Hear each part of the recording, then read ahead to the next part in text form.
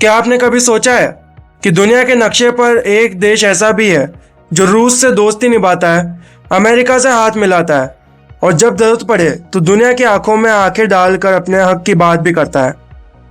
ये कोई इत्तेफाक नहीं है, यह है भारत की फॉरेन पॉलिसी का मास्टर स्ट्रोक।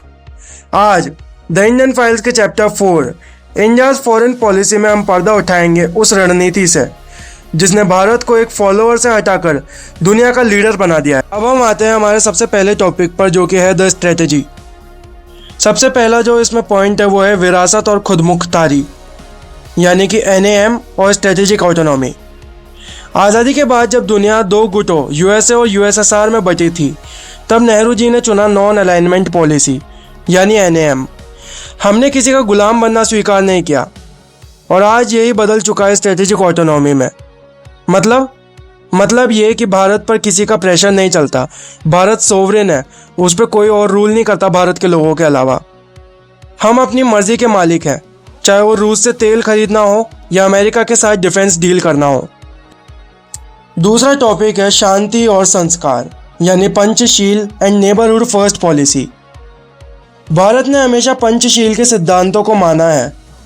एक दूसरे की संप्रभुता यानी सोवरेनिटी का सम्मान और शांतिपूर्ण सह अस्तित्व यानी सेल्फ एग्जिस्टेंस।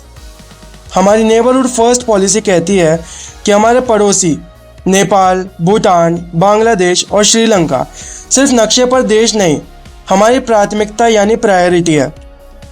क्षेत्रीय स्थिरता, रीजनल स्टेबिलिटी ही हमारी असली ताकत है। हमारा तीसरा टॉपिक है लुक ईस्ट से एक्ट ईस्ट का सफर। सिर्फ देखना काफी नहीं था, अब हम एक्ट करते हैं। ASEAN एशियन देशों वियतनाम, जापान और इंडोनेशिया के साथ हमारे मजबूत रिश्ते और सुरक्षा सहयोग ये बताते हैं कि हिंद महासागर यानी इंडियन ओशन में भारत की मर्जी के बिना एक पत्ता भी नहीं हिल सकता। तो अब हम आते हैं हमारे फोर्थ टॉपिक पर, जो कि ग्लोबल प्लेयर, दुनिया का नया केंद्र यानी सेंटर। चाहे वो G20 की अध्यक्षता या लीडरशिप हो, ब्रिक्स में ग्लोबल साउथ की आवाज बनना या उनको रिप्रेजेंट करना हो, या क्वाड में अपनी धमक जमाना हो, भारत आज हर टेबल पर मौजूद है। UN यानी यूनाइटेड नेशंस पीस कीपिंग में हमारे सैनिक दुनिया को शांति बनाना सिखा रहे हैं। तो दोस्तों, भारत की फॉरेन पॉलिसी को जानने के बाद आपके लिए ये भी जानना जरूरी है कि क्या चैलेंजेस फेस करता है भारत इन फॉरेन पॉलिसीज के तहत। तो हमारा पांचवा टॉपिक है the challenge, the reality check. लेकिन यह रास्ता कांटों से भरा है।